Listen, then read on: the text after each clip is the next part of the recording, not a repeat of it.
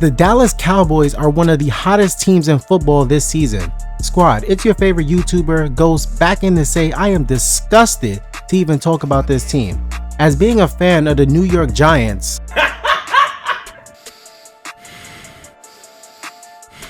I am allowed to hate on the Cowboys, but since I am a very objective person, I have to give credit when credit is due. This team has been playing lights out and is due to several reasons. In order to tell this story, we have to go back to the beginning of the season. Remember, in just the first game, quarterback Dak Prescott got injured in a loss against the Tampa Bay Bucks. It was disappointing to see for a guy who was ready to take over the league after just getting to that bag last year. And I was low-key kind of rooting for the guy. And that is when Cooper Rush stepped in to replace him.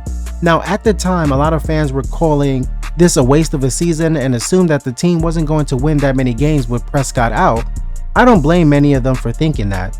You don't necessarily plan for injuries, and when they happen, especially to the star quarterback, feels like the season can be ruined. But credit to the Cowboys' resiliency.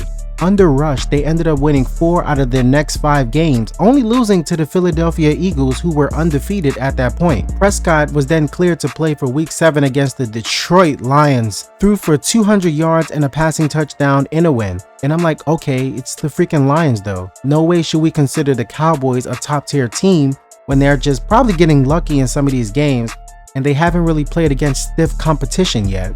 Little did I know how this damn team will end up running the floor in the next couple of weeks, winning 6 out of their next 8 games. Now, is this a result from them benefiting from an easy schedule? Yes, absolutely. But at the same time, I don't want to be petty nor be a nitpicker, because at the same time, beating teams like the Bears, Lions, Texans is supposed to happen.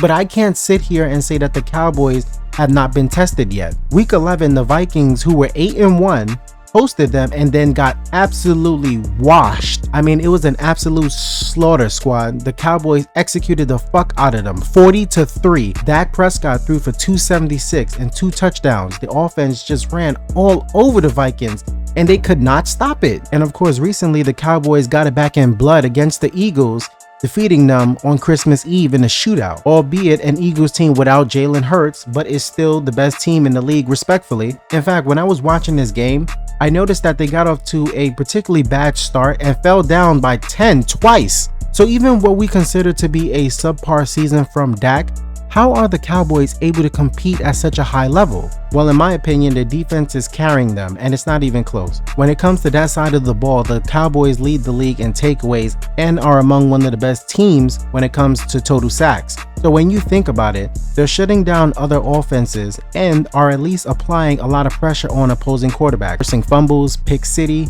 Micah Parsons is a monster and just an absolute nightmare to offensive coordinators because he's making things happen. They work very hard on that end. And don't give up, which is what you want out of a contender. Credit to the offense though. CeeDee Lamb is cooking this year, establishing himself as one of the most reliable receivers in the game. I would like to remind you all that Lamb was projected to be the best wide receiver in his draft class back in 2020. I predicted Justin Jefferson to be the best in that class, and although I was right, as the man is having a ridiculous breakout year, Lamb is still not that far behind. Zeke, along with Pollard and the running game, is holding things down, pounding the ball every chance they get.